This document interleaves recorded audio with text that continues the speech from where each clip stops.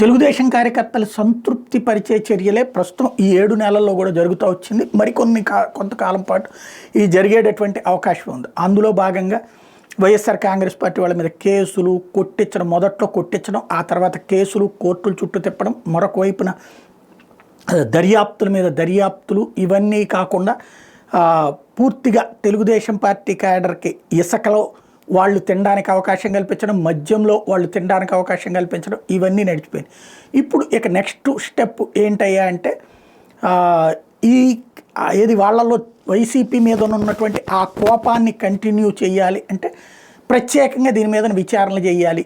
అందుకోసం ఒక ట్రిబ్యునల్ ఏర్పాటు చేసేసి ప్రత్యేకించి ఈ కేసులన్నింటినీ కూడా ఆ ట్రిబ్యునల్ ద్వారా దర్యాప్తు చేయించడం అనేటటువంటి కొత్త కాన్సెప్ట్ని ఇప్పుడు అమల్లోకి తీసుకొస్తున్నారు. చాలా మంచి ఆలోచన.